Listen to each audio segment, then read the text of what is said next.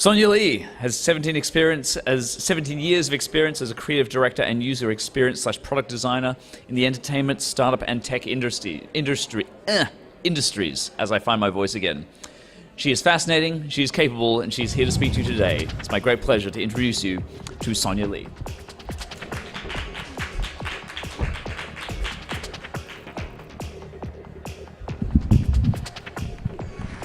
Hi, everybody. I'd like to start today's talk with a quote. And it says, "Happiness is when what you think, what you say, and what you do are in harmony." Now, if you think about it, there are a lot of things in our life that really do intersect. But happiness is one of those things where we're always looking for it. How can I find happiness in my personal life, my professional life, all areas? It's not working. Technical difficulty?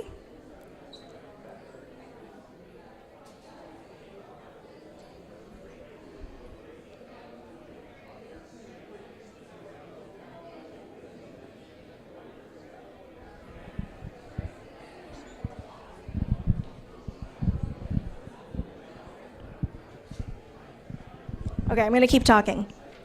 So there was a time in my life about 10 years ago where I was at an all-time career high, and I felt like nothing was working.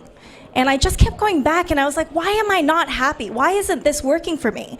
I don't know what to do.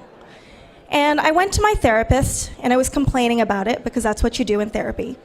And I told her, and I said, you know what? I'm going to go to Palm Springs. I'm going to sit by the pool. I'm going to go with a couple of entrepreneur magazines and a notepad. I'm going to tell myself what to do. I'm going to lay it all out. I'm going to create a plan. And she looks at me, and she says, Sonya, doesn't work that way. And it didn't.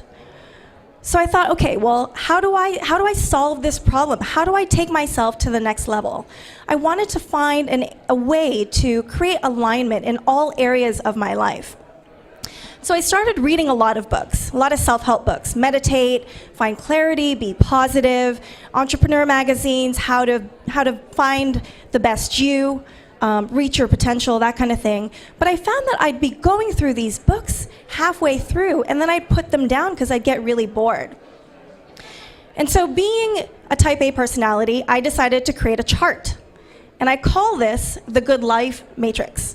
And what it is I broke it down into 4 sections: leisure, community, finance, and profession. And I wanted to look at this chart on a regular basis and point my finger and say where I was at any given point. And if I was spending too much time in my professional life, it means I wasn't having enough fun. And if I was having too much fun, then I wasn't productive. So all in all, I wanted to be centered. So how? Now, before I continue, I want to explain to you that I am a specialist in user experience. Some of you may know what UX is, and some of you might not. User experience is the overall experience of a person using a product, such as a website or computer application, especially in terms of how easy or pleasing it is to use. So what I do is I study, research, and analyze human behaviors, interactions, and attitudes when it comes to interacting with devices. So everybody has a different process when it comes to UX. This is my process. So I'll go through the 6 areas. So I'll generally start with requirements, which is understanding what the project is, why I'm doing it, who I'm doing it for. And then I'll research the area, and I'll understand what the market fit is, what the market need is. And then I'll go into design and prototype. I'll validate and measure. And then I'll learn. And then hopefully we'll take away a couple of key insights. And then we'll iterate, continue to tweak the product, and make it go better. So before I work with a client, I like to understand what the landscape is. And the landscape, the 5 basic areas are the business opportunity, customer and market needs, technology, design and branding, and the resources.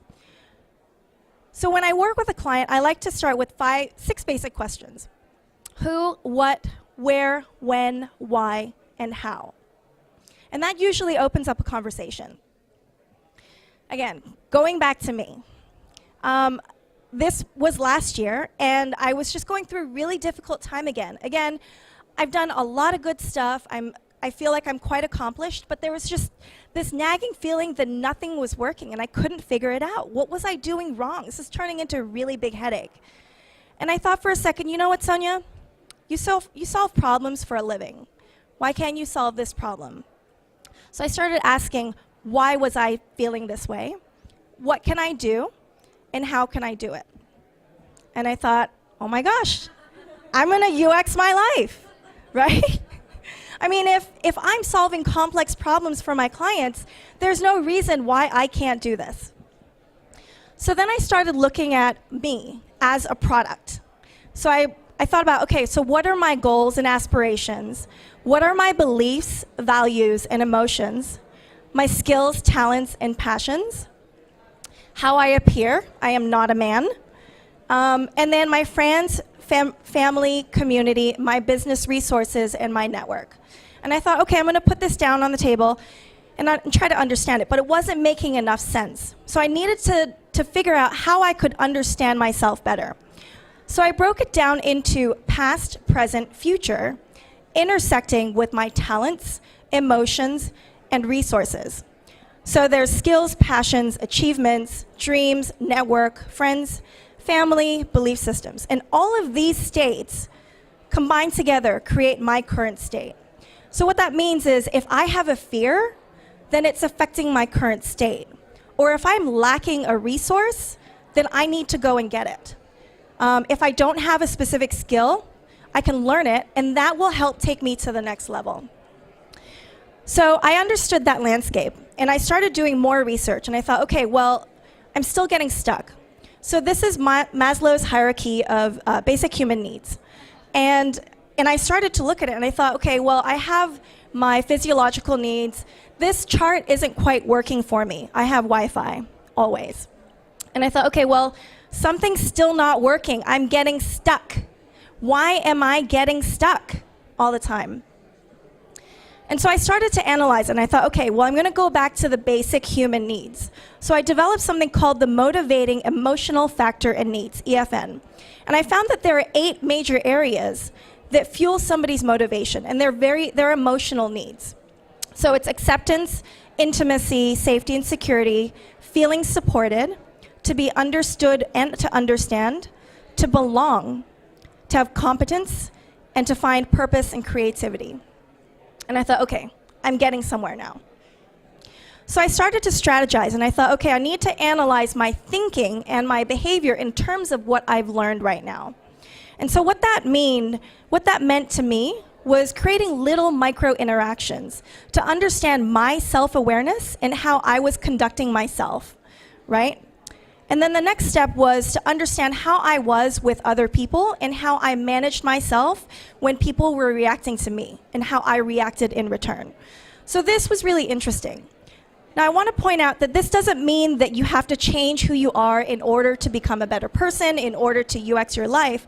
What it means is to look at it like a music soundboard and do micro adjustments and little tweaks here and there. And you want to understand what motivates you, what your fears are, where your weaknesses are, where your strengths are, and you tweak it. So you test, validate, measure, and iterate. So I was doing this on a regular basis, and so when I was going through this tough time in my life, I thought, well, how am I contributing to this problem? I was sitting at home like a hermit, and I wasn't doing anything. And I thought, okay, well, problem number 1, I'm not going out. So if I want to get better and I want to find my sense of belonging and my creativity, I need to go out and do that. So looking at it from a different perspective helped me understand that. So once I understood that my EFN, my emotional factor and need, was to belong, I thought, okay, well, I need to go out, I need to network more, I need to be more emotionally available, and I need to connect. And so with that, I then created a roadmap: go networking, go do your thing, right? Go relax, release the stress, make new friends, make new acquaintances, learn new stuff. And I ended up creating a product roadmap for myself, which was really awesome, because now I knew what to do. And with that, you really can achieve results. I mean, whatever it is you put your heart to. So you're probably thinking, you know, I'm in a great place in my life. I don't need UX. Well, I challenge you. You can UX anything in your life. You can UX a problem, a career, happiness, enlightenment, a trip. I did that. I was going to pack up and buy an RV and go cross-country. Shopping, dating life, that has been a very fun experiment for me. I started a social experiment called 40 Before 40, using the same methodology to find a perfect match, and it's kind of working. So before I wrap up, I wanted to end with a couple of things that I learned in UXing my life and doing these social experiments. I learned that you are your worst critic. And in understanding that I was the voice of defeat, I learned to be more accepting of myself, and that's powerful. I learned that the most important relationship that you can ever have with anybody is yourself, because I learned to look at my life objectively and then treat it as if it were a business or a product. And in that, I became more inquisitive because I learned to start asking the right questions, and I felt more alive. I also learned that it's easier to be me. I would love to be all of you amazing people, but I love me. And it took me going back to the basics to understand what I've done in my past to feel more confident, and that was amazing. I learned that the fastest way to conquer fears is by facing them. And in doing so, it made me more satisfied with my life. Finally, I learned that sharing is caring. It meant that I needed to go out there and be more authentic and vulnerable. And in that made me more childlike and more playful. I love having fun. Sometimes in order to move forwards, you have to move backwards. And so that meant uncovering a lot of old belief systems, things that were tripping me up. And when I realized what those things were, and I addressed them, I became more effective, not just in my personal life, but professionally. So I just want to say that everything in life takes work. When you're at work, you have to work. So why is it that when it comes to our own life, ourselves, that we forget to apply that work? Because winning takes work. It's so easy to take life for granted. And you know, there are just so many factors in our life, our resources, our situation, our environment. And sometimes you can be at this state where you feel like nothing is going right and you don't know how to. I think if you apply this process, you can create a stronger awareness with yourself. And by doing so, you can create an alignment in what you say and what you think and what you do. And that's pretty powerful, isn't it? Thank you. Yes.